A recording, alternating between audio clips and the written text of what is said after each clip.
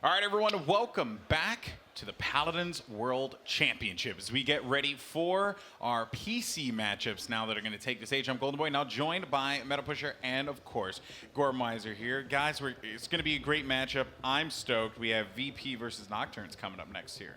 I'm super excited. We got Virtus.Pro, the #1 seed, coming out of the PPL Fall Finals.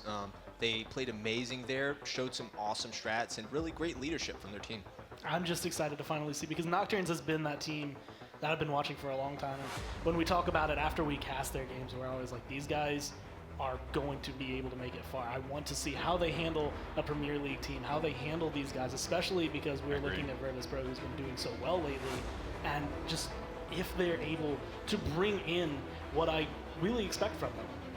Yeah, I'm pretty excited to see this matchup, right? Because you had mentioned about VP and their places in PPL, but there's a lot of stories that come out of that one. We're going to cover that in just a little bit, though. First, let's take a look at the schedule here and see what's going to be in store for us as we begin our adventure in the Paladins World Championship. We're going to have some best-of-5 action. It's going to be Nocturns Gaming versus Virtus.Pro, and then a little later, we are going to have Ninjas in Pajamas versus Kanga Esports, another matchup that is surely going to be lights out. I'm personally pumped for NIP. I want them to go all the way, but I know Kanga is a fantastic team, so really you just have great squads across the board, and we're really in for some fantastic Paladins this weekend and today, which is insane. Like, the matches were great yesterday. Today's going to be crazy for it. And I mean, we've already started out like watching some great games. The first set we saw earlier, 6 games. Now we got to see a 4-0, and 4-0 always, when you just say it, it sounds really bad, but we got to see those teams, like those players play really, really phenomenally. So I'm expecting more of the same, especially now, because I feel like the gap is just getting closer and closer between these teams. And starting it off, I mean, this is going to be. This has been the set I think I've been looking forward to. I thought Nocturns was going to be able to make it here, and since they announced the group, I'm like, I want to see how Nocturns can handle this. I was loving seeing some of those champions that we don't normally see on PC being played on console. And, with these teams, Virtus.Pro is known for their, jankiness, and we could see some really off-meta stuff from them. Yeah, that would be exciting. I do hope that is the case. So, why don't we talk about VP? Let's just go ahead and segue, I should say, right into that one. Let's take a look at the roster here. They have made some changes. It's unfortunate for them here because they won't have Sizze, who is one of the more crucial players on this team, Meta. Yeah, definitely. Sims was, he's an incredibly creative, and he has a brain for the game and a way of seeing drafts that really nobody else does. So not having him is going to be definitely a big hit, but there, Sizze is a really well-known player. Yeah, he's coming from Team Cryptic out of the PGS, and they've had about a week and a half to practice. He was at boot camp with them for this, so I expect him to be fully prepared.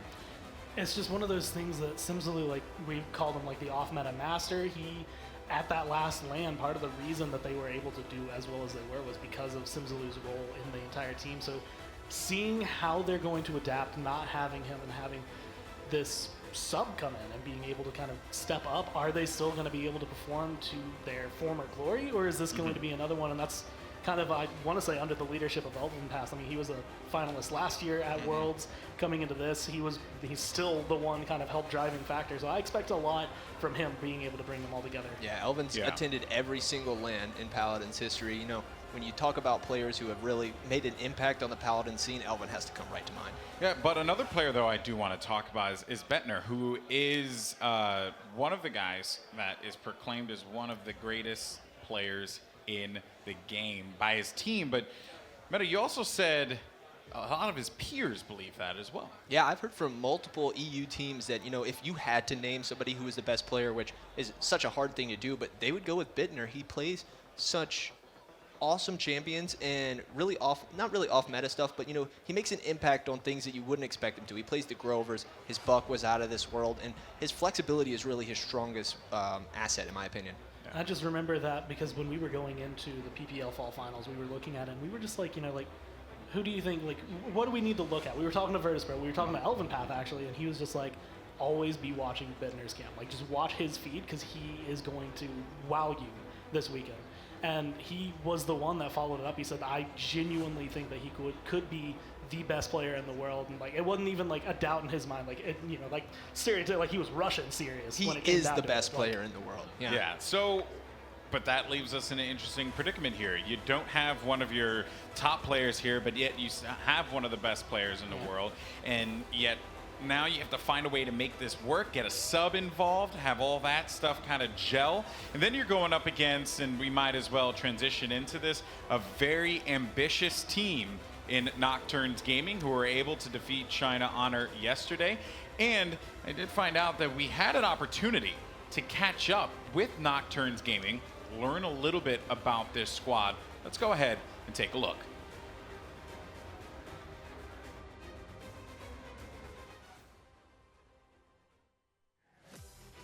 Nocturns Gaming. Saadhak. Crimson. Etacheh. Puleule. FuzzyLOgic.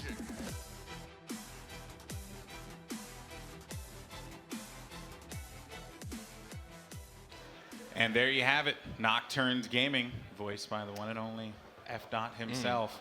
He's got that just gargly voice, you know, that you love so much. So Nocturns Gaming, there's a squad on your screen.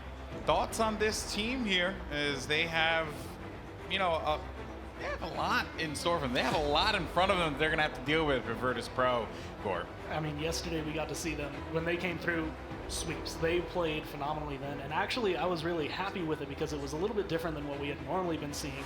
What we were starting to pick up was the fact that FuzzyLOgic, the rest of the team, and like we had highlighted when we went through yesterday, we were like, oh yeah, here are the players to look at. We named like 3 out of the 5 of them, but FuzzyLOgic was the one that I was like, he's always been kind of the back burner, and yesterday he stepped up, and I'm expecting more of the same. I'm really excited to see what Nocturns can pull out, because we didn't get to see some of the stereotypical like snipers that they really tend to gravitate towards. Yeah, absolutely. They looked explosive. It was one of the quickest, you know, best of 3 we saw yesterday. Just 2 absolutely dominant 4-0s. We saw some interesting teamwork things. Like I saw Fernando pick up Illuminate to help, you know, maybe FuzzyLOgic pick out a Shaolin who may be invisible. So there's a lot of good communication. I think these guys have a lot of potential. And if they take game 1, I could really see them snowballing into this match win. Yeah, I'm excited.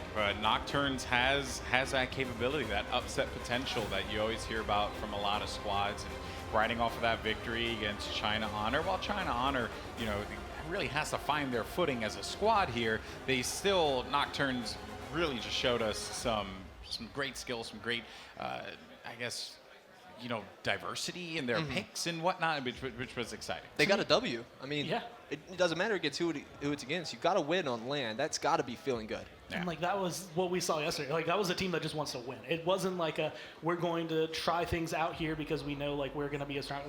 We are going to win this one.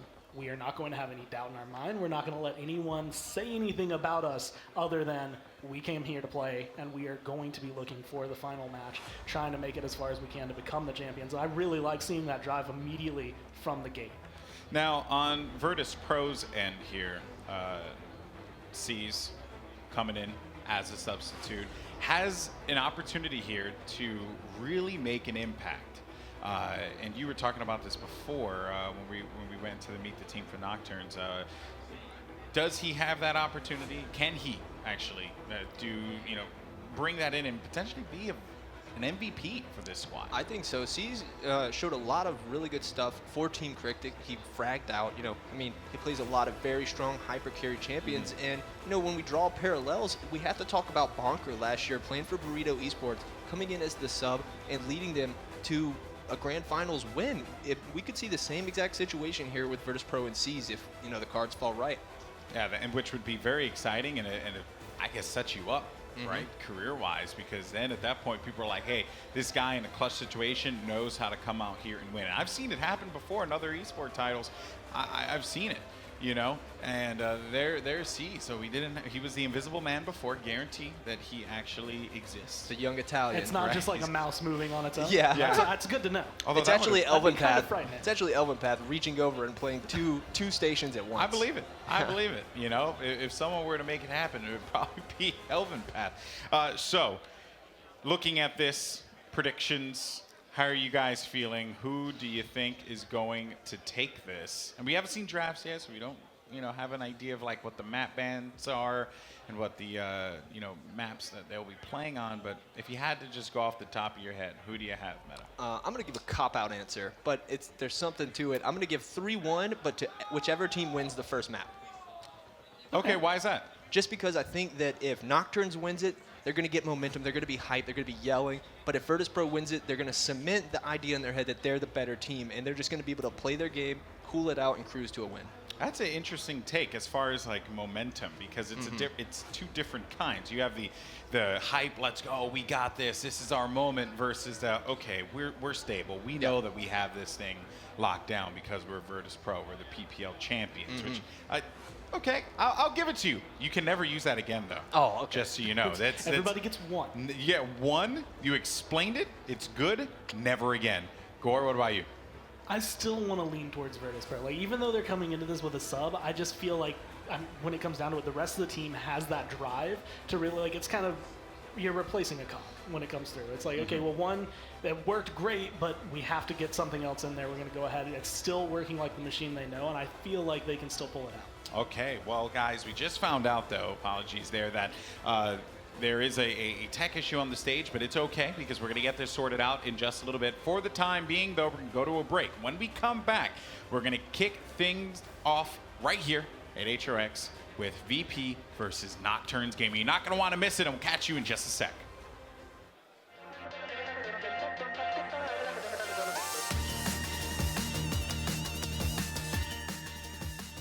Just want to let everyone know, thank you so much for your patience here. And good news is everything is ready to go. So we're going to get right into the action. But first, we have to go through the bans and the picks for the map. So let's see what we have for the map bans here. But, I guess, what would you guys expect as far as, well, never mind, there you go. I would expect Frog Isle yeah, and Timber it's Mill. over here on the side, so it's hard for me to see. Yeah, we got Frog Isle, Timber Mill, which are going to be the bans here. Nocturnes bans Frog Isle, Virtus.Pro bans Timber Mill. So thoughts on that, Gormizer?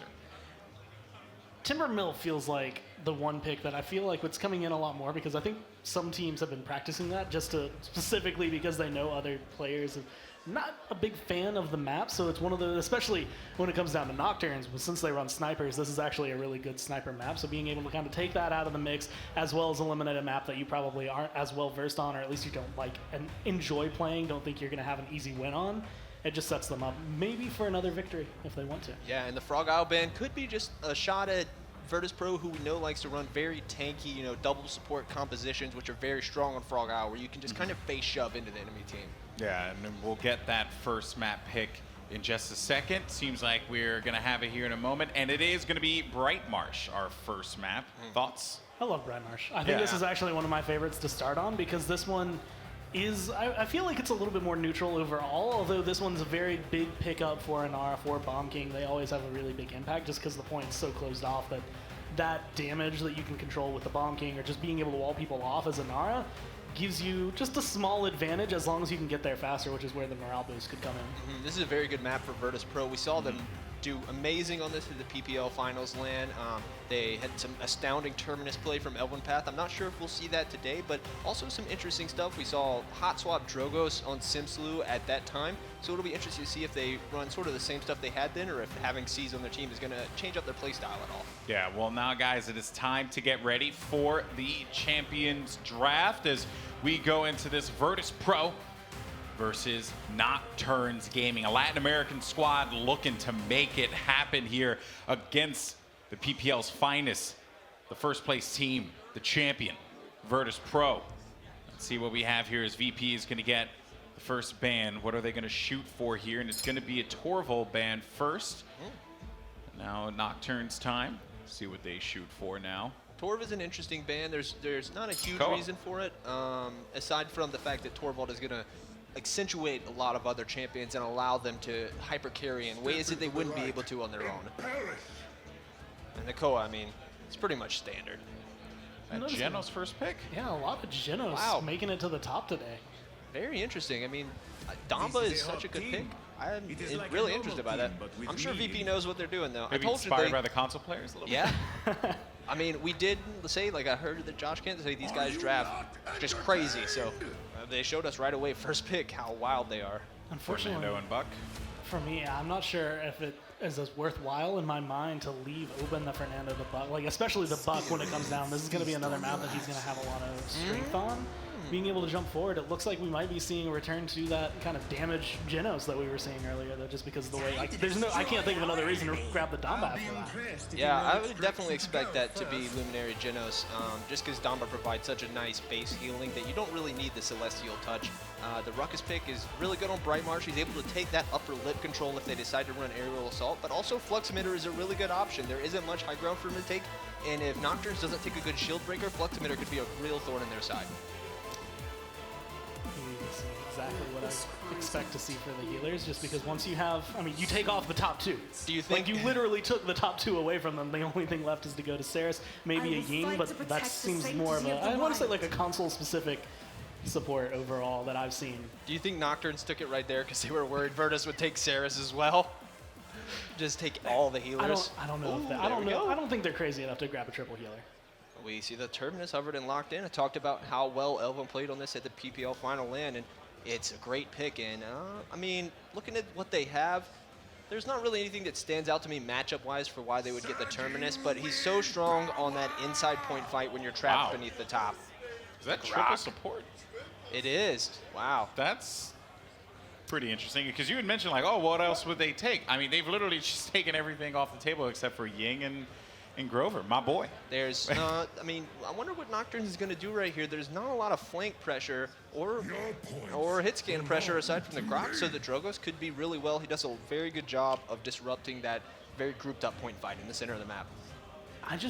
I'm interested. I know Grok has always been, like, he's been transitioned over. He's going to be the damage guy, but I just don't know how I feel about picking up 3 supports, just because Cauterize is already one of the stronger items in the game. It's one that everyone always picks up. And they have Fernando as you well. Come through, yeah, you just have enough anti-heal when you're Nocturnes that this is interesting from Virtus, but it's still something that I kind of expect to see from them nowadays after the way that they've played. They like to kind of shake things up. Well, you said that they throw out some oddball compositions from time to time, and a triple support certainly up there. You know, Terminus and Ruckus, though, all that HP, they're going to stay alive for a very long time. So if you had to pick, based off of game 1, who you think is going to get that W, Meta, who do you think? Virtus.Pro. Virtus.Pro, Yeah. just It's based off execution? So much, yeah. Well, it's just with those big HP pools and the healing and the Undying Revive from Terminus, there's going to be little to no room for error from Nocturnes Gaming here. I think Virtus can do it as long as they can keep things going. As long as they can get that momentum and they just don't drop it, I think it will go further. But the further the game goes in, I think the more of a chance Nocturnes has, just because of the ability to shut down that healing a little bit more. It's going to be an exciting matchup, without a doubt, fellas, but it's time to get going for our semifinal match, our first of the day for the Paladins World Championship.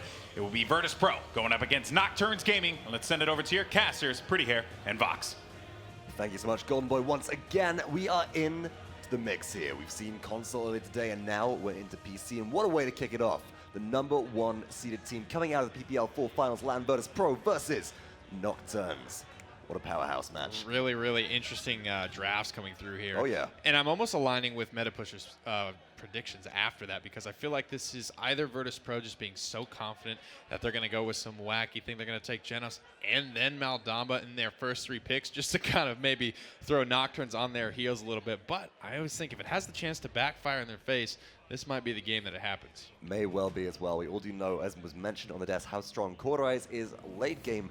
That's a great deal of healing. That's a great deal of Stigala mass on the objective. And it's surprising, actually, to see Terminus come out. OB63 Terminus received a variety of nerfs, which really brought them out of the limelight in competitive play. But on a map like Bright Marsh, the close confines in some of the tunnels, and especially on the objective where you're all kind of smushed in together, that, I think, is still where you would see them viable. And we know that's where Virtus.Pro like to play, and that's the question that Nocturnes are going to have to answer, FuzzyLOgic specifically. He is going to have to smash these guys on Bright Marsh. It's a very close-knit map. as we're getting into the game. It'll be very interesting to see how they're able to deal with that massive stacking coming out. And frankly, dude, this game could be over in 6 minutes or less. It could be a very one-sided game for Virtus.Pro if they're able to really get the snowball going. If somehow Nocturns can hold on. It's kind of the old, we always used to talk about compositions as point hold and point break, and Virtus.Pro are really sort of hailing back this point hold composition. Yeah. My big question is, how big is FuzzyLOgic's backpack? They had a phenomenal game on Stonekeep Drogos yesterday versus China Honor, went on mad streaks. He's nuts. Is it big enough to be able to shut down the Rock Daddy and the rest of their squad when they got a Grok Totem behind them? We'll have to see, man. It's going to be really interesting. Virtus.Pro, we know they love to play this style, and it's something they're extremely comfortable with, which is, while this is a wacky draft, it's not something that's got me personally worried. You know, they're feeling good. They're feeling confident about it. I'm more worried about what Nocturns is going to do, because I don't know how many times they've seen this before. Right, especially considering the fact that you got Sizze in here as well, so everything they're used to, maybe you expect something like a Bomb King in here in this draft of Virtus.Pro if SimsLou was on the squad, but Sizze plays a variety of different champions. You know, I see him a little bit more just because I do the commentary for the ESL Go4 Cups on a regular basis, and Cryptic are often playing, and it's fascinating to see just the variety of champions which they'll pick up, going from off supports to maybe some frontline to some damage.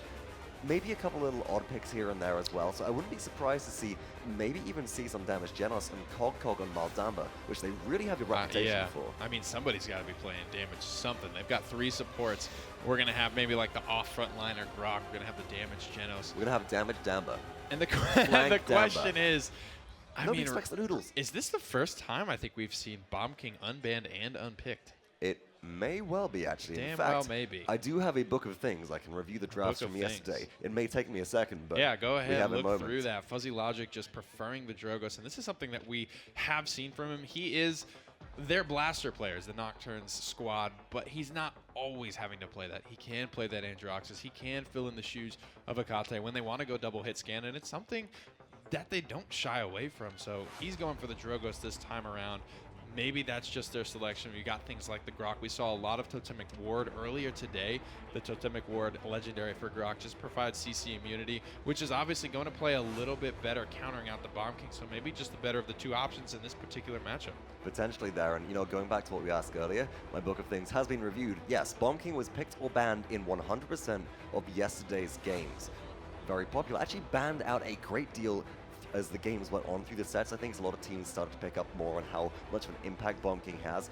Personally, though, I actually prefer the Drogos pickup by Nocturns in this specific environment. I think that the one-shot ability of Dragon Punch is much more valuable in a situation where there is a potential for a CC immune totem for Grok to come in.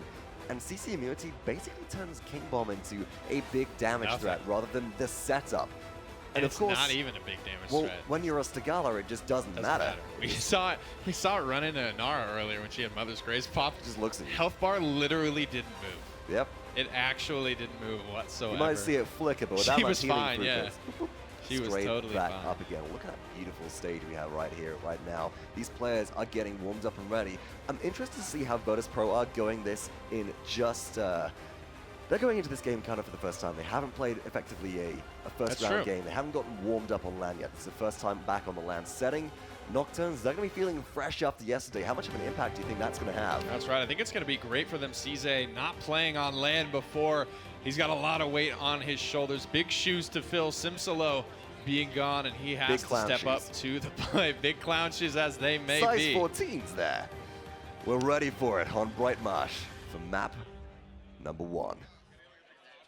Seeing some of the legendaries here as the players load in. It will be Luminary, Undying, Totemic Ward, a little Scorch, a little Mortal Reach, Bulk Up, of course, Mother's Grace, Fusillade. FuzzyLOgic going with the morale boost right out of the gate. eLvenpath, where else would he be?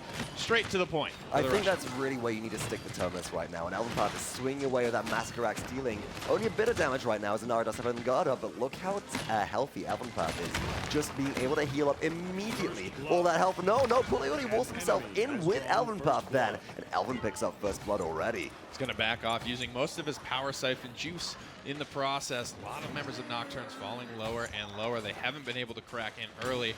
but I don't expect them to be frank with you, Vox. There's so much healing on Virtus.Pro, and that's what scares me about this comp, is that this game could be over in a matter of minutes. I feel like early on, Nocturns There Gaming it is. go for peripheral picks, and there's one of them, as you said. Etacheh picks up one, might be looking for another one in the back line. Bob does a good job with some disruption here, but is being focused down by 3, stunned out. No heal comes through as that cooldown is down already, but Dragon Punch is ready from Nocturns. FuzzyLOgic goes out, looks for Ruckus and finds Sephicloud, and Nocturns do have a chance here with one frontliner down. It feels like Virtus.Pro is losing this, does it not? But you look up at the top of your screen, 84% captured to Nocturns, clamoring back into it at 84%, but eLvenpath will return soon. Ultimates are coming up, though, for Saris. The Convergence is available. Nice wall for Nocturns. Can they close it out with a couple more picks? Convergence does come through. eLvenpath gets pulled in, but staying alive. 1,000 health remaining, but so survivable at that threshold. Wiped out by Saadhak. Puleule activates the seismic crash, stuns out Sizze, and Sizze goes down. Double kill for Fernando. Will they find the third, as it's just Ruckus left contesting? The impasse goes up, blocking off all attempts to get back to the objective, and overtime ticks down. This could be Nocturns. They're feeling like they have the momentum right now. Fire Spit, FuzzyLOgic, don't count your chickens before they've hatched, though. Overtime is expiring quicker and quicker. eLvenpath has to be brought down, and preferably before he gets his ultimate, it will be Latin America taking the first point off the European first seed. And it's really remarkable. Once eLvenpath was not holding down that objective initially, once Virtus.Pro gave up their positioning, which is what seemed to help them control the objective, that first time around, Nocturns were able to out-sustain them, were able to outbox them as well. A lot of the damage coming again from FuzzyLOgic on Drogos. This is really big because winning the early game is everything for Nocturns. We expected them, if they were going to lose quick, it would already be going the way of Virtus.Pro. Now, this is what's going to come into play, though, in later rounds, is Virtus.Pro's ultimate management is key. They changed the way people thought about using ultimates at the PWC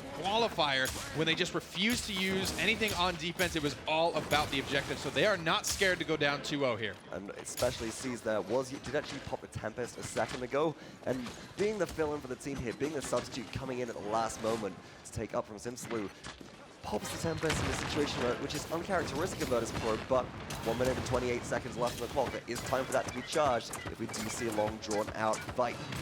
124 now reaching that primary choke on Brightmarsh. This is going to be the hardest fight that Nocturns will fight this round. Fire Spit goes out, but it doesn't have a rocket to blow it up. However, it doesn't need it. The rockets from FuzzyLOgic connect and find one. Problem is, Sephicloud follows up, and it's a trade for trade right now. Oh, Exafire activated by Sephicloud. Whoops, fell off the high ground there. That's an easy wall if I've ever seen one.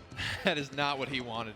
Sephicloud, known for some of his ruckus play there. That's probably not going to make the highlight reel, at least for this tournament. eLvenpath healthy, has his ultimate, looking for the Shatterfall, poking out with Calamity Blast as well. First time that we've seen Terminus. He received multiple nerfs from the qualifying land to now.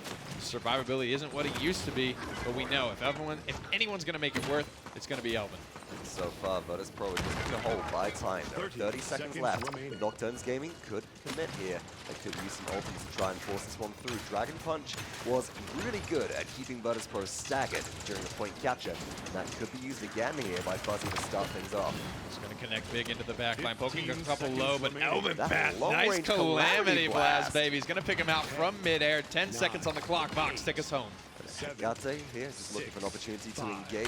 Inara around the objective will be contesting momentarily. Crimson does take down eLvenpath. There's an opening here for Nocturns Gaming, and they're deciding to go on in. Overtime is ticking. Etacheh's looking for somebody who is taking their eye off the ball around the corner, and FuzzyLOgic throws out the Fire Spit. He's forced into Ghost Walk. This could be big. There's a clump. That was as well the convergence, and the rockets hit on home. Is this it? FuzzyLOgic, he's going to wind up the punch. He's going to look for Sephicloud, but he's gone up into the air. Seppi with the jukes, but it's not good enough. Elvin, can he bring it home? 9 health remaining. eLvenpath revives. Will it be in time? They are on the objective. The respawn proximity advantage goes through to Virtus.Pro. Saadhak is getting boxed out, boxed away, and Virtus.Pro with the reanimate do hold on to it. All tied up 1-1, but that was too close. That was just too good. That is Terminus's wheelhouse.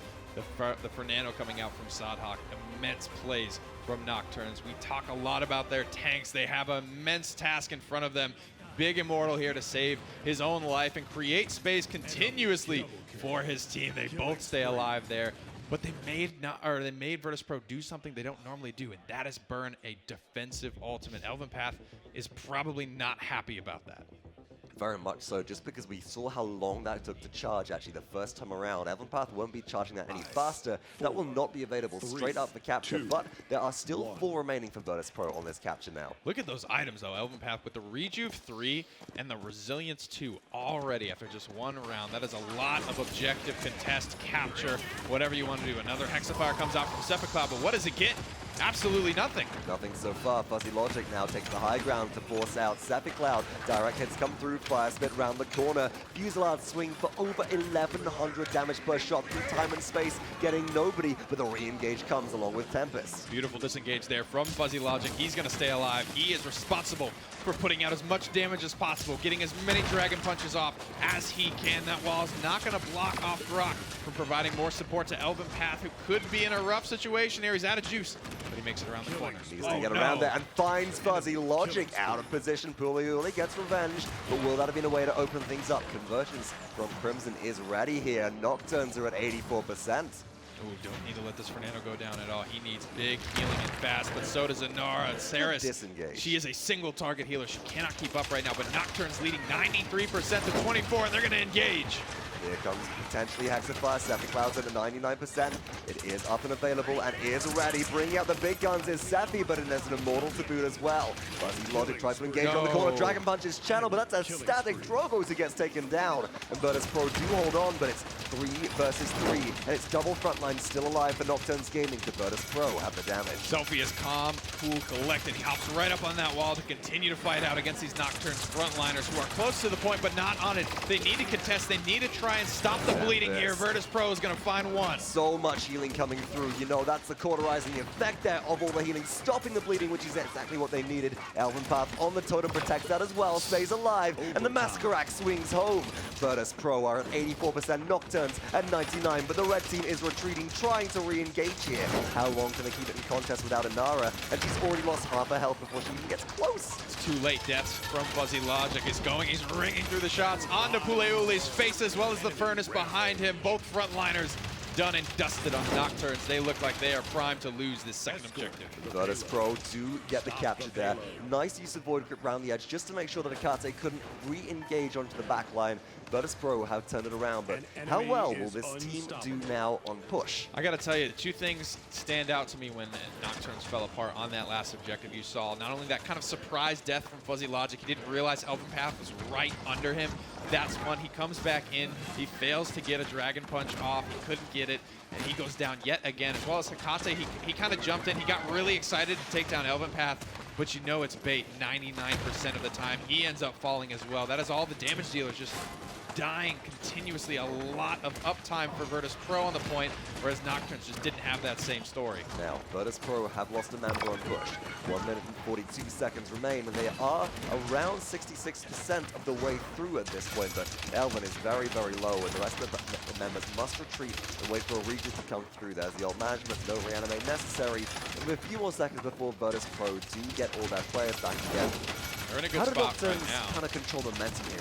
They want to try and hold at this choke. They can't afford to lose Fernando here. He looks like he's going to be able to backpedal his way to safety, but holding this overpass right under the windmill is going to be critical for Nocturns Gaming. Once you lose a fight here, you can maybe go into a little bit of a panic mode. Especially because there is that all-important reanimate available to Virtus.Pro. Are primed and ready, all ultimates in the tank right now. We know they like to hold on to them, but if they can potentially put themselves at a 3-1 lead here with a conversion, it'll put them in a very good spot. And actually, no, it's Nocturnes who engage with convergence. 4 players pulled in. No, only 3 there, but no deaths result. But they're just too much sustain coming out from Virtus.Pro. Only 1 kill ends up going through. CogCog will fall, but they lose Puleule. In response, they lose FuzzyLOgic. It's just Etacheh and Crimson now to hold on.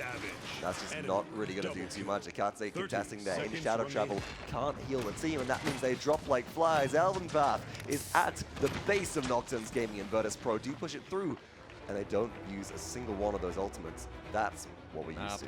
Not that they would have. even if it came to that, that's what they're known for nowadays, is they don't use these ults on offense. They are fine going down 2-0. They are fine letting you get your defense points, keeping the game close, because they are just going to win the objective every single round. It's all about the neutral control and all about the elevation control that we've just seen there as well, with eLvenpath being able to get up on the high ground, Sephicloud as well. Now on a 14 streak, this Ruckus is kitted out. The items are looking pretty tasty from both teams. A lot of cauterizes coming through. We've actually got a bulldozer the side of Saadhak. This is just so he can do more damage to player deployables, aka Sizze's Grok Totem. He wants to take that down. Fernando's great for cleaving through multiple targets. It doesn't matter if somebody's body blocking in front of the totem. The Flame Lance will go through all. And if you already have Brand as well in your loadout for the 80% anti-heal, there's not much more you can be adding there. Sephicloud takes a lot of poke initially on the high ground though. Got to watch out for Nocturns maybe going for a flank. But no, Sephi cleans up FuzzyLOgic. And now eLvenpath is just chasing Inara down. Looks to relocate towards Buck. Has the reanimate if necessary here, but is getting so much healing throughput that he's already back to full health. Honestly, an interesting target swap for me. eLvenpath felt like he had Puleule almost dead to rights there on the Inara, but he just goes for Hekate. You know he's got the heroic leap, but he's just going to head right back to the point. Convergence comes out, pulls in a few, but again, Nocturns, can they find the kills? CC immunity from the totem now comes through. Excuse me, there's the Tempest as well. We also had a Hexafire just to cancel out the pull on the Sephicloud, who ends up picking up Puleule. It's 81% for Virtus.Pro, and Nocturns have only been able to contest 3% so far. Moving in, this is the point of the first game. If Nocturns can't contest, they're going to lose this one, and Virtus.Pro cleaning up Crimson look like they've got it in the bag. There's 99% ticking to overtime. The impasse keeps Inara safe. Will it by enough? There it is. eLvenpath goes down deep in the back line, but does he really? The ultimate pop terminus reanimated onto the field. The tanks from Nocturns are alone on the point. They'll fall one by one. Time and space is the thing. And overtime will just keep on ticking down. Last minute shadow travel will not be good enough. Virtus.Pro clean up game number 1. So not 4-0, but 4-1. Virtus.Pro very clean there. And I think a little bit to be expected, especially on Bright Mars. They get an extremely death bally composition that can only be pulled off with the type of confidence that I think we're going to see from Virtus.Pro. It felt like they got their draft. You know, Sizze's on a very comfortable pick for them. Elvin's on the Terminus. You've got as well your Ruckus going on here, which we know is a very strong pick, specifically on Bright Marsh, and it just felt comfortable. Unusual, but comfortable. Weird that Nocturnes won early, but ended up losing late. Maybe a bit of a fluke. I mean, they had a great first point fight. FuzzyLOgic felt like he quieted down later on in that game. We weren't saying his name too much. We saw a couple of nice salvo spit combos, but it got caught off guard. Sephicloud did a good job as well. Just the confidence and just knowing what his character's capable of, when to get in, when to get out. He did a lot of great things on the point. And I tell you what, you got a much bigger window of when to get in and get out when you've got triple support on your team keeping you alive as well. Pop my emitter, get out of here, and oh, I'm on a 14 streak as a Ruckus right now. A couple of interesting ultimate positions, I think we can say. But still, for the most part, Sephicloud commanded attention from the high ground, and nobody could really take their eye off him for too long because he had this airborne threat. I mean, Void Grip straight up. That's a silver platter, essentially, right there. And I like what he was doing on the points as well. There's one of the good Hexafires coming out. Largely absorbed, but put some good damage as well as, I like that right there. Cancels it to reposition to take out FuzzyLOgic instead of letting that Dragon Punch go off. Critical. If that Dragon Punch had been able to come through, that's the kind of reaction these pro players need. If that Dragon Punch had, for example, taken out Sephicloud instead, completely different story on cap number 2, may have gone more in favor of Nocturns. For sure. And Virtus.Pro, just business as usual for them. They seem pretty calm about it. They didn't have to use much on their initial defense, just one ultimate. They didn't have to use any ultimates for their offense either. Like we said, though, not that they probably would have. CogCog, one of the 3 support players. Sephicloud playing the Ruckus there, getting plenty of damage. Win-loss 15 and 16. Good KDA as well. And you know, it's interesting now to think about what happens in the future for this set. Virtus.Pro pulling out a sort of semi-jank composition with triple support and double frontline here. Is this something which you think we might see more of, or is this more map dependent? It's map dependent for sure. It's maybe if we go to Jag Falls again, but it's just that Virtus.Pro, they can play, it feels like anything. So it's going to be a struggle for Nocturnes maybe to keep up in the draft. I think if I were them, I'm focusing on my game more so than trying to take things away. It's like, let's try and play to our tempo. Let's not try and strip picks, because I don't think you can strip picks away from Virtus.Pro. I mean, they're happy to run. the Genos and the Maldamba and the Grok. They'll put triple support in there just to take picks away from you. There's nothing you can really do to start stripping from them. So we need to see, I think, Nocturns play more to their power picks. Based off what we saw yesterday, Drogos was one of them. Wasn't enough in this situation. What else might there be that could really help pull Nocturne to win here? It depends if Virtus.Pro continue to ban out this Torvald, because I think what they do very well, and maybe that's what that's why Virtus.Pro did it, is enable their carries, enable FuzzyLOgic, enable Etacheh with the Torvald when these guys want to play Leon, when they want to play Bomb King, when they want to play Andro, or even Drogos. I mean, it's all good options. More damage on any type of viable champion is going to help. And that's why they wanted to take it off the board first things first. So do you think frontline is actually what might dictate the pacing of these games more than anything else here? I think so, because you're looking at Nocturnes, you've got two guys that play it very well. They play different styles. I would say that they like to play a lot of Torvald. When that he is a frontline, he is classified as that in game, but he's not necessarily out there bleeding and sweating for it like a Nara would be on the point. And we are going to be going to Stone Keep, and that is without a doubt Nocturne's strongest map, as well as something that's not going to necessarily lend as well to that type of playstyle Virtus.Pro were able to use in Game 1. We saw them take such a commanding 4-0 victory on Stone Keep. Nocturnes, of course, yesterday versus China Honor to kick the entire event off.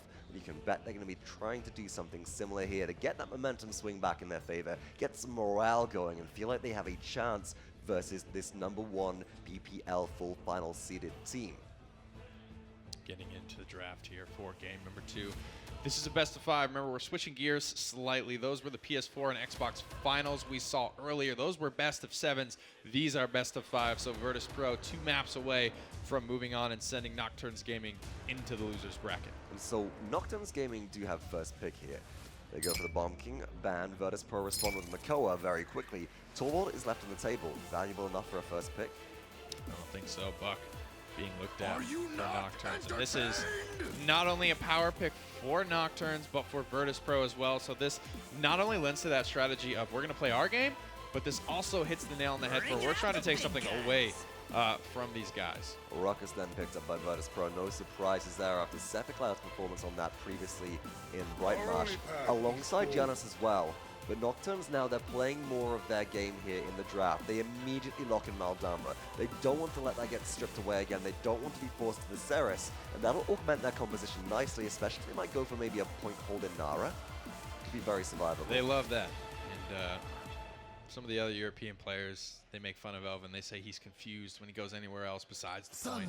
He gets turned around. So he always loves to play that Inara or the Terminus or Makoa, frankly. But we know he's got some pretty damn good Makoa players on his squad. Sephicloud and this squad, they were known and proclaimed that they set this meta. And I think who can really argue that? I don't think anybody would be in the right mind to right now. Nocturnes, though, they do instead end up drafting a bit of a different pick right here, and they go for the Fernando instead. And we do have as well, with that front line coming in, not the Inara that we might have expected, but certainly something which is able to hold and control the kind of map environment as well. You've got that Immortal, which we did see Nocturnes using at a couple of key points very well in the previous game of Bright Marsh, despite not being able to pull out a victory. And with that in mind, I'm excited to see what this is able to perform maybe on Stonekeepers. You've got some corridors here where Fireball and, you know, especially some of your legendary choices in Brand can really have an impact early on. We're going to see this here. Pip being hovered right now by Virtus.Pro. And it is locked in, though he's not here. Simsolo with us in spirit. We assume Sizze to be playing that?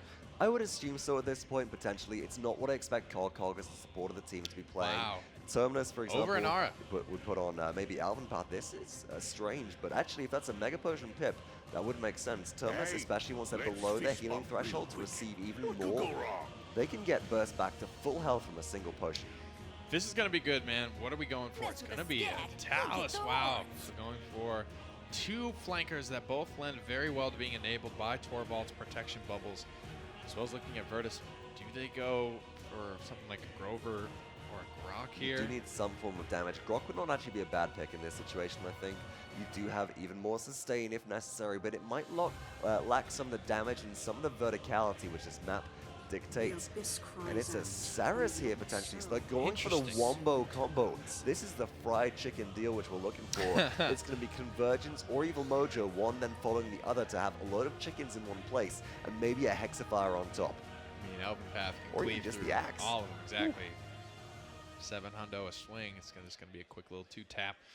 Cloud of Those feathers poor there. It's like a little pillow fight. chickadoos. Yep, that's right. And this is not Paladins Battlegrounds. You can't revive those chickens. They're pretty much dead for good once you get them down. Nocturns have their lineup though. I'm really excited about this draft from them.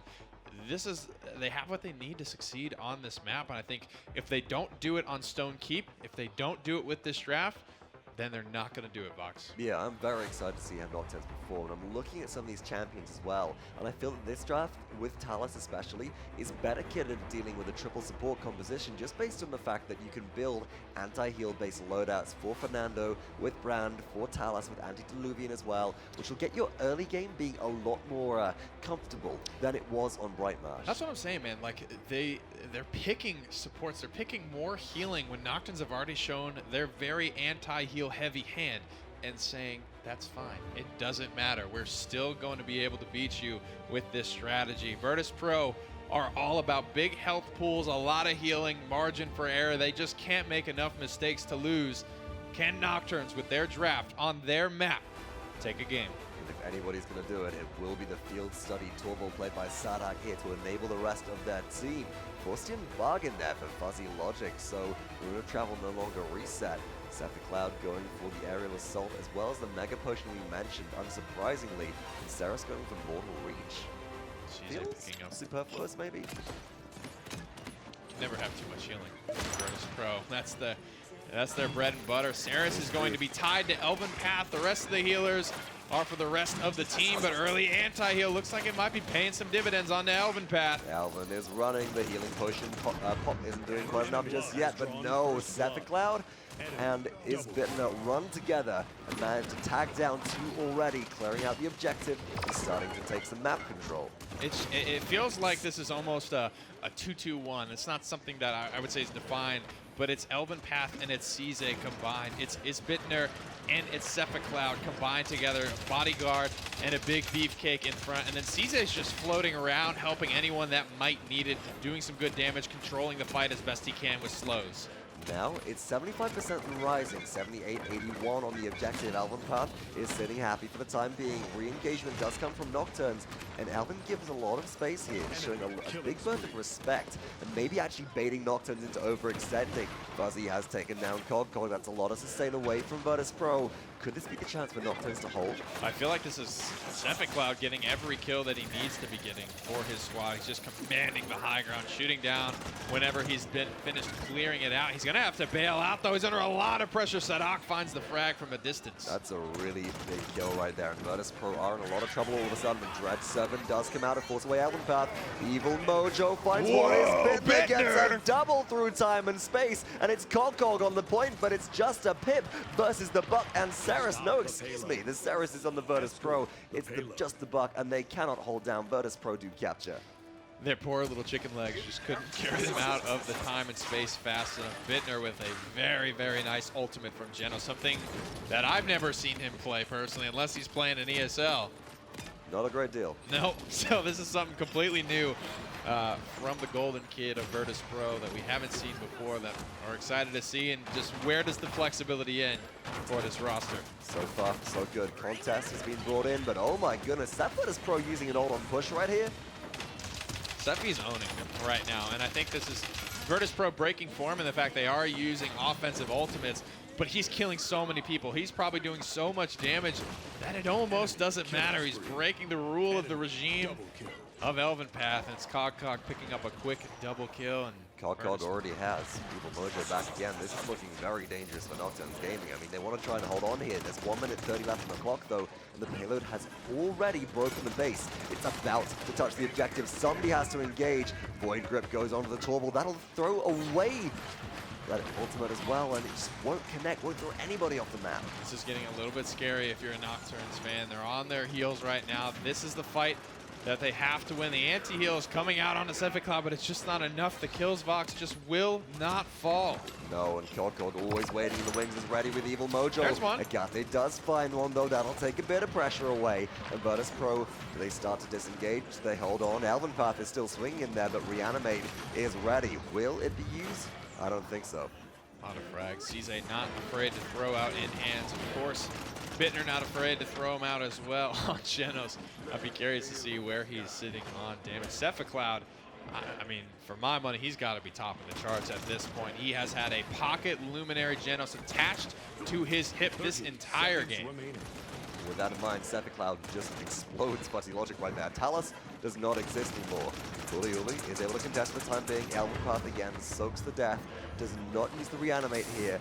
17 seconds to go, and Virtus.Pro are poised, ready to get this payload pushed. But what will they use to be able to get it through? Nocturns Gaming, if they can find a single kill here, Virtus.Pro should not be able to recover from the stagger. Yeah. Sephicloud goes down, and as long as Nocturns don't throw, they should have this in the bag. And they're not going to use ultimates, I don't think. It's at that point where they're just not going to. Nocturns will get their defense, they'll hold on for now. But this is Virtus.Pro's game. They're going to take it step by step. Nocturns have got to prove to us soon that they can, in fact, take a payload. They can, in fact, put themselves on an offense. So we're all tied up in an even game here. Itemization between the two teams looks relatively even. Any interesting sort of like little niche pickups which you're seeing? No, not necessarily. I mean, you're seeing one resilience come through, a couple of value things. It's weird that we're seeing Sizze actually go into the Chronos for Seris. This isn't something she typically needs. As most characters, here comes, hang on, we got to talk about this real quick. The Evil Mojo into the big whack-a-mole, smashing 2 home. Bittener with a nice ultimate off of Genos. We're seeing Genos now. We've seen them in console on the PS4 side of things. Played more as a frag champ than anything else. And Cuskuddy's always described it as, you know, well, a support that does damage. I describe it as the support that does a lot of damage. And they're certainly doing that, but it's eLvenpath who's holding the front line now. True power comes through from Talus. The back line does not find a kill. That could be dangerous as Sephicloud drops down from behind with Hexafire and looks to clean up Saadhak. So clean, just gets in, he gets his Hexafire kill, realizes he's probably not going to find much more, or it may cost him his Don't life. waste time. That's not what this composition is about. It's getting the kill, it's getting out, it's healing up. eLvenpath, he gets a double kill, and he also lays down a spray to let Nocturns know that you're not really worried about what they're serving up right now. 24% and Virtus.Pro are sitting on Evil Mojo through time and space, reanimate and convergence. Nocturns Gaming need to find a way in, but it's got to be with a big pick and a lot of disruption. They don't want to fall volley to some of these ultimates. Going in deep now is FuzzyLOgic, trying to carry the team on their back. Do they have room to travel to get out to safety? I think they do, but Evil Mojo, no, hits straight onto Puleule, but they get out of it in time. Absolutely, Kate's going to actually find a frag here. This could be where they turn it around, but Bittener slams another double kill home with his ultimate. Are you kidding me? Again, isbittenner, can you stop these, please? It's like they are just tracking these players through walls so perfectly. Virtus.Pro's communication must be on point to line up shots like that. He's the golden boy for a reason. Open hanging out in base. Could be waiting for some natural credit spooling just to pick up a quick item level 3. Maybe 1 or 2, you know. Sometimes it's worth hanging back and just getting that extra tier, especially if it's an offensive I do it all item. the time. Oh, yeah. Sometimes I spend entire games in base. Not because I'm reading chat or being AFK. Or because your team picks It's all Sky tactical. ranked. Everything I do is calculated. Absolutely. Always calculated. But calculated so far has been Virtus.Pro's play through and through. 2-1 right now. 1 minute and 48 seconds on the clock. They're getting a bit of a retreat on. They've lost a man, but they lost eLvenpath, who is really kind of the foundation, I guess, of what this team's composition is built around. So they don't want to give any ground to Nocturns Gaming. They don't want to let them build up any ultimate charge, which I like. For sure, and they've got 2 ultimates available here and now. Some of them coming up, they only use them on those point fights, as well as it appears as though it's okay for them to use. We're trying to define the rules of Virtus.Pro here, that they can use them early on in the offense to guarantee they're going to either get them recharged or they're just going to complete the offensive push right then and there. So far, so good then. 1 minute and 12, and Virtus.Pro is starting to move along again. Isbittenner has found Saadhak, so Nocturns Gaming are down an all-important frontliner, but the payload does have a long way to push. They've got to break the base choke point hold in just a second, and Nocturns Gaming could hold quite well defensively from behind here. In order to break it, who are you looking at Virtus.Pro to really go for a pick onto and eliminate from the pool of Nocturns to get through this choke? I think, honestly, it's going to come down to somebody getting put low by either Sephicloud or maybe even Bittener. Another lucky double kill ultimate, if you can even call it luck at this point. eLvenpath can then go deep, slam home the kills, get on the objective, and force somebody from Nocturns to answer. 12, starting things off then comes True Power straight on towards Pip, and CogCog is caught out. Caught out also is Talus, and isbittenner isbittenner picks up one. eLvenpath finds Puleule. Look at the advance from Sephicloud. Fearless into the face of the enemy. Receives healing throughput from Saracen, stays alive. There's the double kill. Looking for the triple, but isbittenner steals it away, and this payload should roll on through with nobody to contest it. Can Fernando get there? I don't think so. That is a 3-1 for Virtus.Pro. Big baby boy Bittner, and it just feels like Virtus.Pro is doing whatever they want with Nocturns, and they're gonna find the W. Like I said, I feel like if Nocturns lose this map with this lineup, this is something that any other day of the week they would absolutely rock with. Right, this is where they needed to get their W. They still absolutely have a chance, but their chances are dwindling. Now, I think a lot of the chances start for me personally to come down towards more Nocturnes itemization as the games go on, specifically resilience, because we've seen a lot of these through time and space connect so far. We've seen a lot of the wombo combos come off the back of Polymorph. What we haven't seen is Fernando be able to pop out of that soon enough to use Immortal to protect their team. So if that's a condition that can happen with Puleule now having resilience too, maybe we can see Virtus.Pro have some ultimates baited away from them and Nocturnes hold the advantage. We just gotta see something from Nocturnes. We gotta see a first blood from them. We gotta see FuzzyLOgic get a pick here. He's boxing out, but it's just not enough. There are too many people covering Sephicloud, or too many people covering everyone. And that's the name of the game for Virtus.Pro. They are too tanky. Red 7 comes through, then Fire finds two. Puleule will get the trade, but Convergence comes out to continue Virtus.Pro's dominance. Nice block there with the shield through time and space, does not find anybody, so isbittenner not picking up another double kill. This could be their moment, though. That was Bittner using his ultimate, predicting that someone would get pulled in. There's Etacheh picking him up on the high ground. Nocturnes, they've got the comeback mechanic. One clean win here, and they can get an offense going. Nice hyper beam. That'll buy some space for Nocturnes. They've got comeback mechanic as well. Look how fast they're capturing. Etacheh as well pops Buck well just to ensure that Sephicloud goes down, and it's all up to eLvenpath to go onto the objective. Reanimate is ready. Big heal from the Mega Potion there. Oh, no. Special delivery and obliteration goes on to Crimson, but will it be enough? One chicken. He's got his ultimate as well. eLvenpath, I anticipate him to be coming back shortly. If he does even end up going down, the heals are plentiful for the guys in black and orange. That's Virtus.Pro locking it down. Etacheh will score another. Etacheh will find a second, and they are still hanging on. But Torvald is getting brought low, but no, Etacheh finds the triple. Sephicloud is full, and Crimson cleans up eLvenpath. Will it be Reanimate here? Yes, it will. eLvenpath surges back onto the battlefield. Decimates Saadhak, true power comes through, and the contest continues. It's 99% for Nocturnes. Virtus.Pro have got to find a way back in here, but Nocturnes are looking so comfortable. FuzzyLOgic goes down. Elvin continues to swing away. You can't afford to give up a kill to a Reanimate like that. eLvenpath picks up another. He got one coming up, and he get another swinging away, and Virtus.Pro, against all odds, man, that was Nocturnes' time if I had ever seen, but they failed to seize it. Virtus.Pro are going to take game 2. That was beautiful play all the way through from Virtus.Pro. I gotta agree with you though there. You can't afford to die at the Reanimate at the end. You know at that point, Elvin has the Reanimate. You should expect it to be used as a Torvald who has no natural defense against it, no Fernando around to shield you.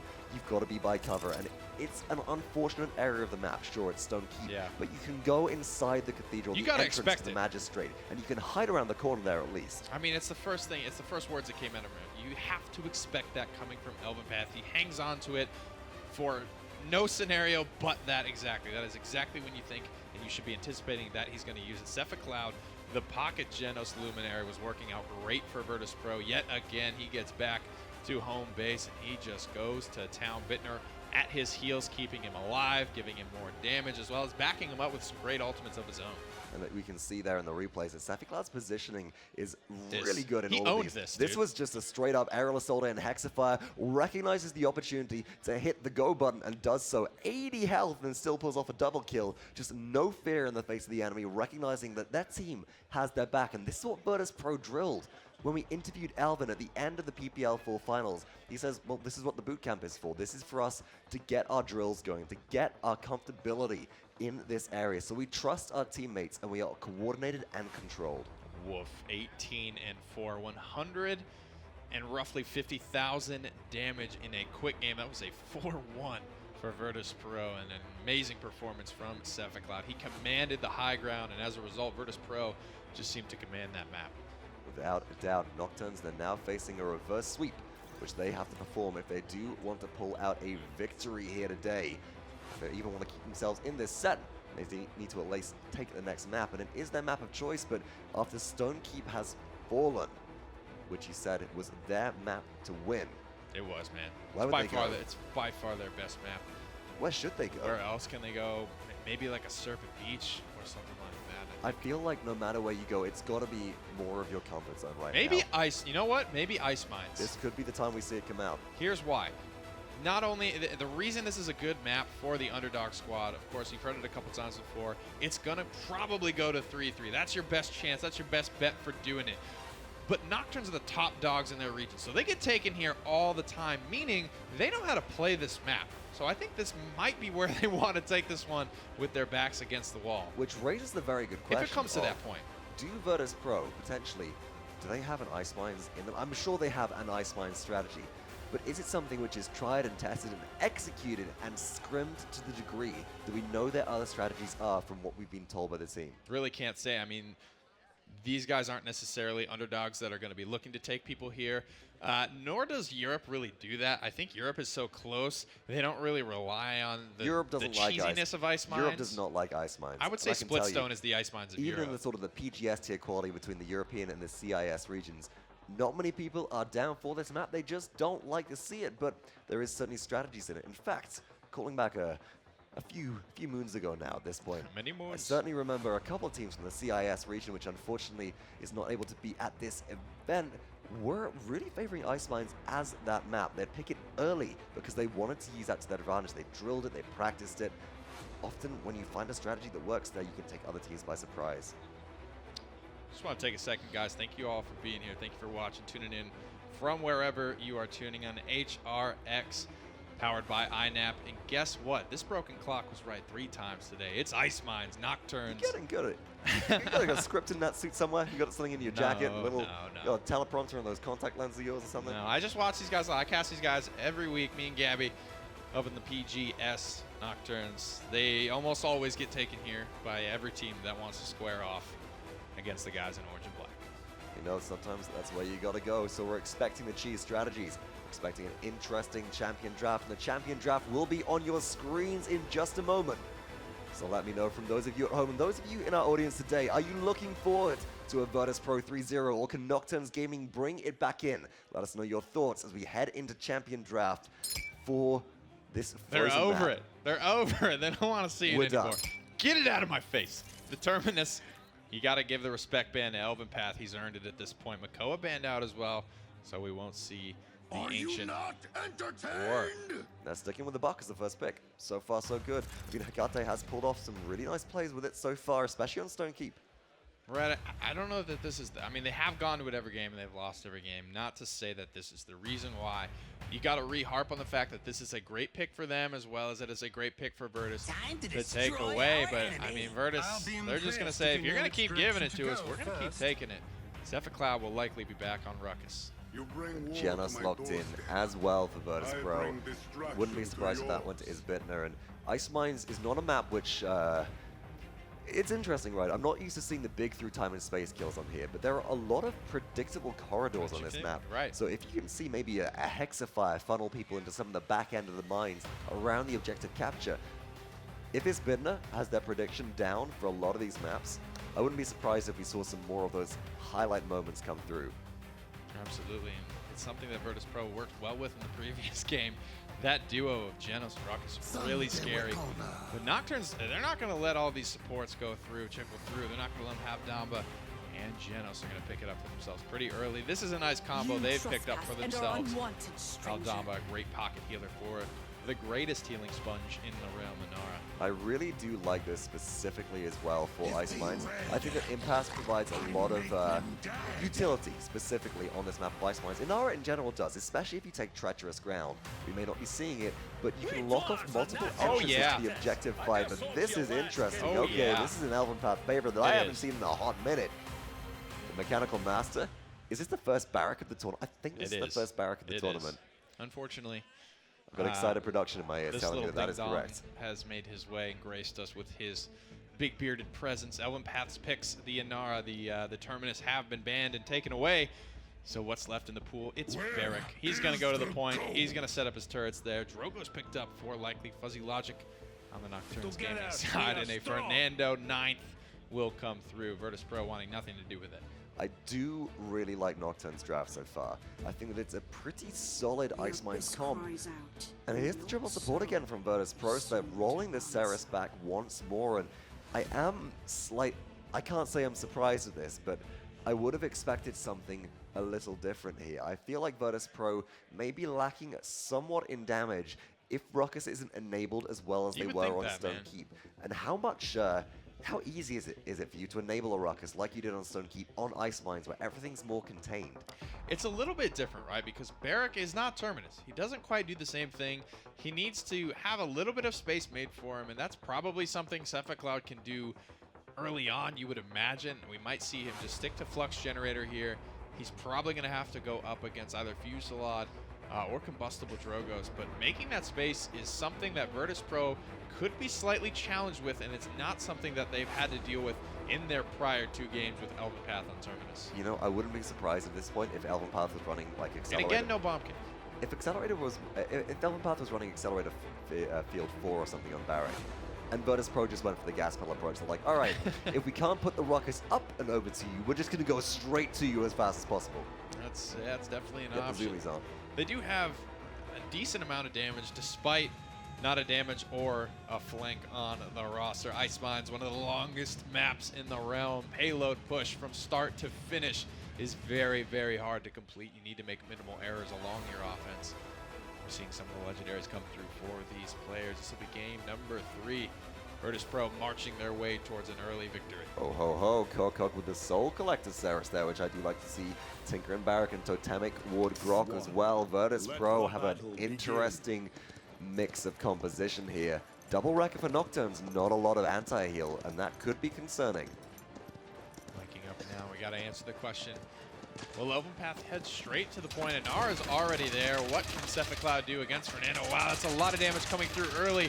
I mean, between Luminary Genos and a Luminary supplemented Ruckus, that is north of 2,000 damage per second. Fernando, though he is tanky, he doesn't have a lot of time to give exposed to that type of DPS. Oh, the Void Grip, the combo comes through as Bitten hoists him up and Sephicloud runs them down. Double kill for the Ruckus Master here, and Virtus.Pro G2A push on out and take control of Ice Mines. This is a problem for them. This is the exact same thing they faced in game number 2. They didn't really have to deal with this so much in game number 1, but Sephicloud has just taken over. It's no one making it easy for him. It's no one enabling him. He is the metal marching man straight through the back line of Nocturns Gaming. And now, already, I snuck up on me, honestly. It's 93% for Virtus.Pro on the objective capture. Nocturns do have to stand on the point to take control back, but they've got to deal with up top Sephicloud, who's raining down damage towards Inara here. isbittenner finds Etacheh through time and space's channel. Feared away is eLvenpath, but Hexafire gives them cover, keeps them safe, and Sephicloud finds another double kill. Sephicloud is just...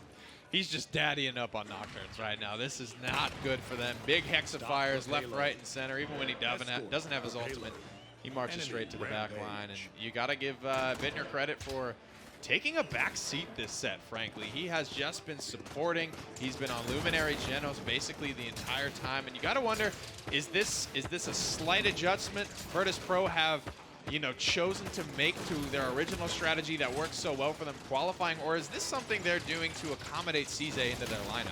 I think it could be one, I think it could be the other, it could be both. At this point, though, I don't feel like eLvenpath would really let a sub coming in dictate the flow of his team. This is something which, as we said, Virtus.Pro have been drilling. This is something which they've been practicing. This is something which they have been refining over the past weeks and months and boot camping for extensively. No, I don't think an additional person, like exactly we heard on the desk, it's a cog in the machine. You're not swapping out the entire engine, you're just replacing a part. Yeah, and like you said, you cast this man a decent amount. It's not exactly like he's slowing them down. He's not really limiting them with this champion pool, one of the top PGS teams. You say that every single time that I've been up to cast Team Cryptic, actually, in the recent ESL Cups. No broadcast. We've had issues. So there's a bit of a meme going on there, but still, when we do see them, it is a wonderful display, and Sizze has dropped straight into this team without any hesitation. It's kind of nuts. Left. We are getting close to conversion. it's kind of nuts that you can literally just see the comms from Virtus.Pro. You can see multiple people snap to a target when it is low, when it's being called out, and it looks like it will be a successful Virtus.Pro offense. Stone Keep, Ice Mines, it doesn't matter. The Bears from EU will march their way to victory one way or another. You know, going back to that bit about you can almost see the comms as we got our replay coming through here, and Sephicloud lands the beautiful Hexafire. Oh, that is just a dream right there for a Ruckus. I mean, with the comms, how much of that comes down to you can't shout louder than eLvenpath? This is the second year he's been here in the ballroom. If anybody was here last year, I think you'll remember it.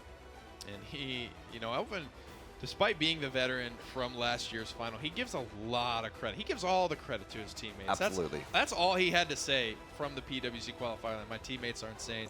They're absolutely nuts. I'm just kind of telling them what to do, and they execute to perfection. It's really, really...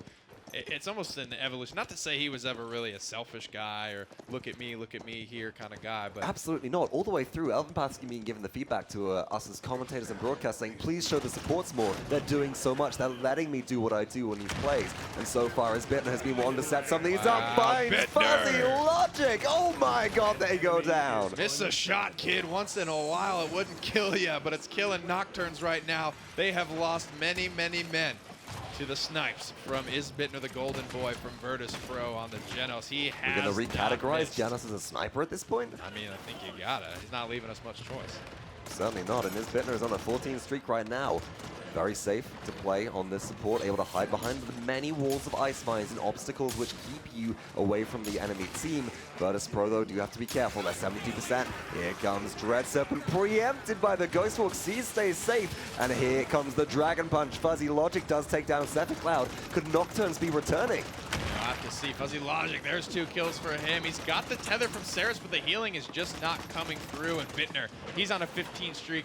No one is looking at him. He's going to hit the reload. He's going to look for a low target, find it, and he needs to be answered soon. He makes it around the corner. Genos just too slippery. And that's just so remarkable as well. Look at the min-maxing that we just saw on isbittenner. As soon as you stop shooting, you're straight into Stellar Wind. You're keeping yourself mobile. CogCog cleans up Saadhak there as well. From the high ground, Sephicloud is just raining down a hail of bullets. It's 0-2 for Nocturns. Virtus.Pro are up 2 points already, 93 to 99%, and they do get the capture to lead 3-0 in just 6 minutes and 20 seconds in Game 3. They're just bringing it back, and watching some Soul Collector Saris is not something I thought I would be saying. 3,016 health. This Saris is, it's the name of the game, man. how many Cs? Be tanky. That's got to be a triple C for me. I think if you're north of 3,000 HP, Wow. you're thick with 3.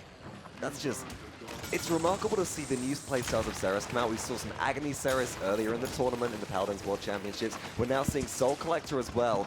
And I'm really enjoying seeing the kind of diversion from what we used to see of Mortal Reach. You know, the legendary changes there, incorporating old elements of that more towards the kid has really allowed this diversity of playstyle to come out. And I'm glad to see that some teams have already started to adopt that and adapt to what they can do with it. Nocturns are doing their best, and don't forget, if Virtus.Pro do convert here, that is going to be the end of the set. However, not the end of Nocturns Gaming. They will head to the losers bracket to square off against the Renegades, but they're not out of it yet. They've got 2 ultimates to fight with, and they're going to fight with all that they are worth. Hexafire comes through. Sephicloud gets one, cancels, and runs for their life, staying alive. Dread Serpent provides disruption, but it just doesn't matter. The ultimate to flowing. Dome Shield is on the objective. Etacheh falls. How long can anybody last as the objective is cleared completely? The payload about to roll through. It's only Drogos remaining, and that will be enough. Virtus.Pro 3-0, Nocturns Gaming, and advance through in the bracket. They had a couple of speed bumps, small ones along the way, but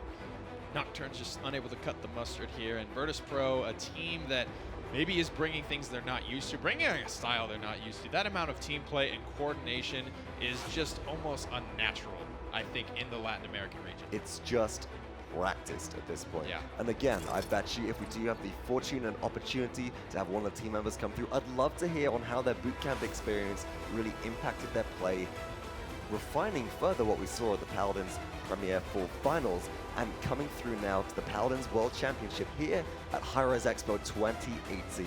And you watch Virtus.Pro, and you're not seeing any, though there are a couple, of course, in any good Paladin set, mechanically just godlike plays. This is just quick, clean Paladins. They have a lot of healing, a lot of margin for error, 0 greed, and they are just chipping you away with safe bets over and over. which is what you need to do, honestly, in this situation. Sure, you can go for the style play, the flashy play, the Androxus you've always been comfortable with, but if you don't adapt and if you don't innovate, well, ultimately you're going to be overtaken if you're not careful. Yeah. And Nocturns, like we mentioned, down but not out. They'll move to the losers bracket to square off against the Renegades, if I'm remembering correctly, and frankly a team that hasn't looked great thus far. We've only seen them once today, so Nocturns do have a chance to make a run through the losers bracket. Qualifying first seed Virtus.Pro will continue their winning ways and move onward and upward through the winners bracket to be able to square off against whoever dare face them. And correct, it will be Renegades who they are facing, and that'll be an interesting matchup as well. I do wonder if there's maybe a bit of, just because we happen to have the server regions closer to each other at least, I wonder how much practice Nocturns will have had versus Renegades, and whether Renegades will be able to beat them down, or if Nocturns will fight to keep themselves in the running. That'll be an interesting matchup because Renegades aren't going to play that Virtus.Pro game that we just saw. I think Certainly Renegades are going to play something a little bit more used to what Nocturns are seeing, and maybe as a result they'll be able to deal with it a little bit more appropriately, but it's going to be a fight, I think, over those hit scan champs. Etacheh and Shady Shades having a decent amount of overlap between them. I can't wait to see that. Those matches should be coming up tomorrow, but for the rest of the day, we've got plenty more Paladins action as the rest of the winners bracket does continue in both groups, and I can't wait to see the matches coming up, but we've just had Virtus.Pro, who at the PPL Full Finals dictated much of what became the quote-unquote LAN meta. Yeah. How much do you really feel that the LAN meta from this point onwards will be shaped by what teams have seen here today? Is this enough or just a taster? I think this might be what Virtus.Pro are looking to do. I'm seeing a lot of screenshots here and there of scrims and a lot of triple support Getting and stuff leaks coming like through that. somewhere. I wouldn't Ooh. call it leaks, but Pretty Hair has a watchful eye here at the Pretty venue. Hair sees everything. Hair sees Pretty Hair all. goes to the support team and goes, I need these accounts and I need to see exactly what they're doing. No, none of that. But I mean, Virtus.Pro, they've made small-ish adjustments, but I would say the overall philosophy of the way they approach the game is still the same. It's the triple tank without the triple tank. It's high HP pools, it's hard to kill, it's a lot of sustain, it's hard to bring down, and it can make a lot of mistakes and still come out on top. And I love the adaptation that we had. The Janus plays that we've seen so far today have been really quite remarkable. You know, it's not often that we get to see multiple double kills in one game hit with through time and space, and that's why I put the caveat in there of some mechanically insane plays, because those were just crisp, man. Little bit. And Yeah. reading the map like a book as well. It's just demonstrating a level of perfection and knowledge in all areas that rises above the rest. Virtus.Pro, they look like, even playing with a substitute, they do still have the making of world champions in them. And I have to agree that their substitute is not slowing them down. His champion pool, while not greatly tested in this set, did live up to the expectation. It's when those harder matchups come down the line, if it even comes to the finals, can this sub, cut the mustard? We'll have to wait to see and find out, as that will be in a few days' time. And don't forget, everybody, we will, of course, have the finals for the Paladins World Championship happening on Sunday. Set the date.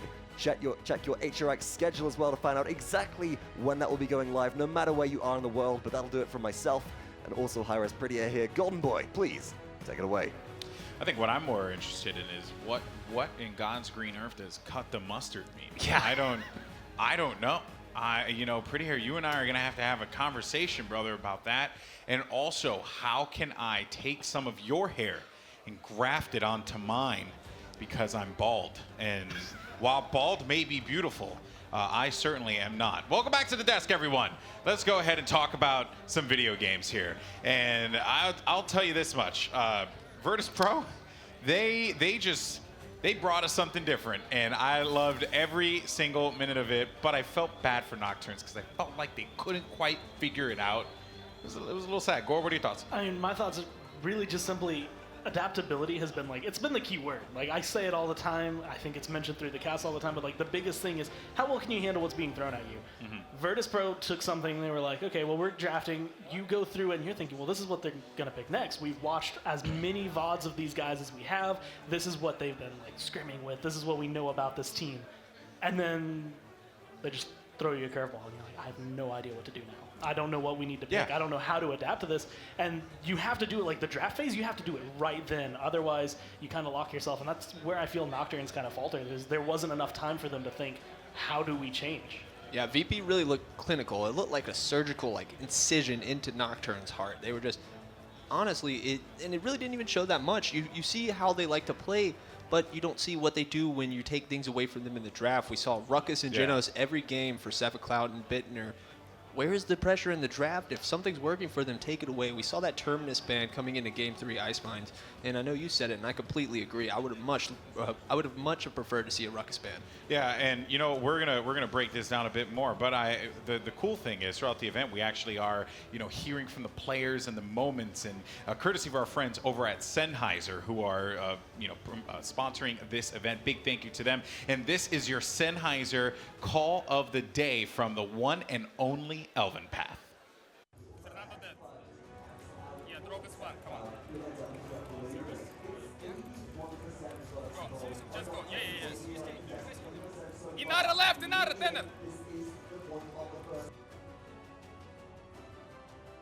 Always cool to hear the comms of the players there. Once again, thank you to Sennheiser. That's your call of the day there. We'll see plenty more throughout the weekend here. But yeah, so let's talk about this real fast because I was actually talking with Shift in the back. We went to go get food. I got to feed the belly. And I was looking at like how they were drafting it out. It was clear that they just were not sure what to do. And in my opinion, it felt like Ruckus has just been such a I'm actually shocked that they felt like Terminus was a thing they needed to get rid of and not Ruckus, right? I always think that's like one of the easy mistakes because like when you think you go right back on it and you glance over and you're like, well, Terminus was always in their face. Terminus was causing them trouble. He was shielding. He was just too hard to kill. But then you look, why was he too hard to kill? It's like, well, you're getting chunked down by the Ruckus in the back line. He's just getting pocket healed from the healers. They have 3 of them to make sure he stays alive. And you could see like the high health bar on both the Ruckus and the Terminus. You can't kill them.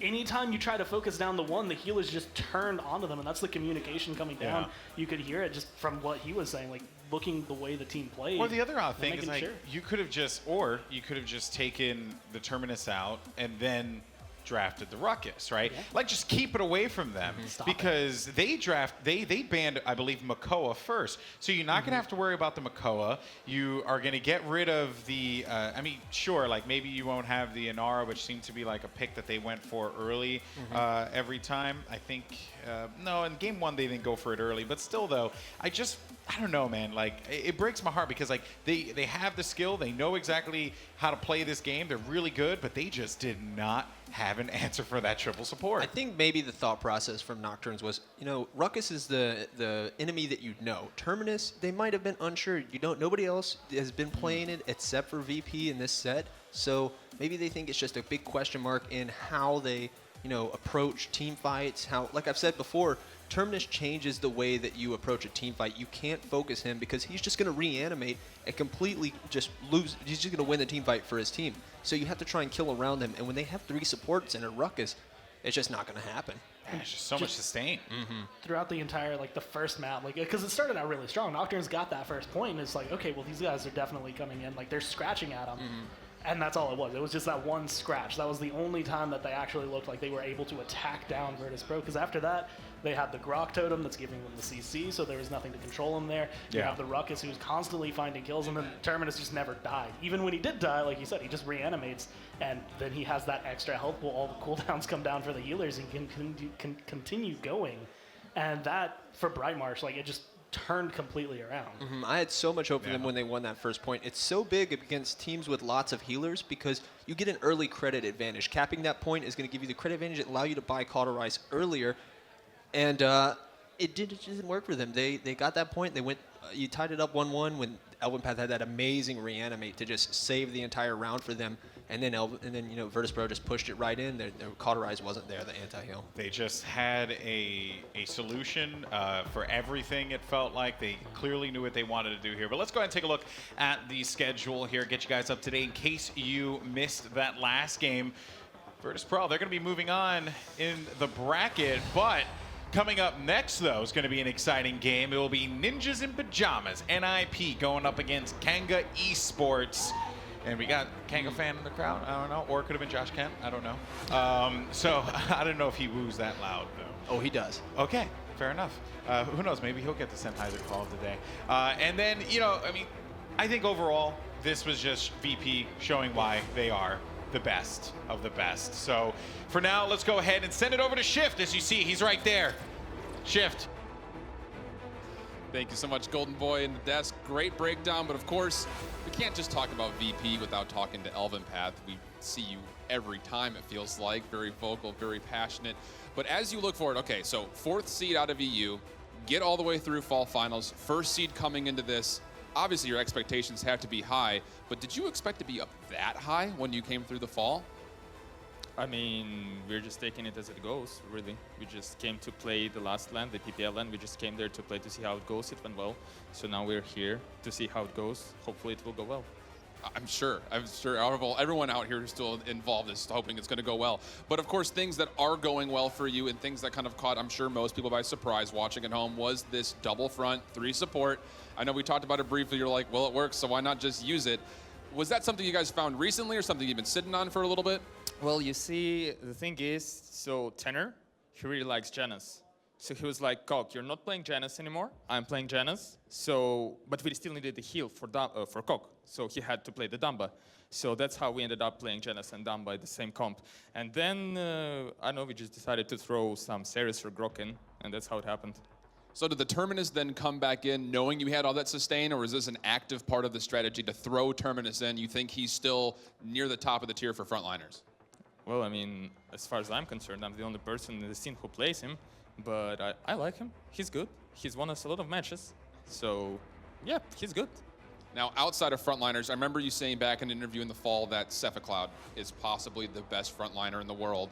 He went 10-3 on Ruckus in the fall land, flawless here. How high of a priority, I want to say exactly, but how high of a priority is Ruckus for you guys in these drafts? It's really simple. Ruckus is one of the very few aggressive tanks in the game, and mostly you don't really get to choose. And we really like playing with an aggressive tank on our team. So, and Sephi likes Ruckus, just like Tenor likes Janus, so it's all good. Yeah, you can definitely tell Sephicloud likes Ruckus. He's really good at it. He's the Sephi machine, you know? And of course, this next match coming up, you guys face up against the winners. Anyone you're rooting for to win more than anybody else? Not really. I think it can go either way. But based on our experience, I would give a slight edge to Kanga. But I know it can go either way. Obviously, it can be a very close set. We'll see. We will see, and we're going to find out when we come back. It is the boys from Down Under trying to make it as one of the first ever Australian teams to win a world championship, trying to get to their first ever finals. We'll find out if it happens. We'll see you in a bit.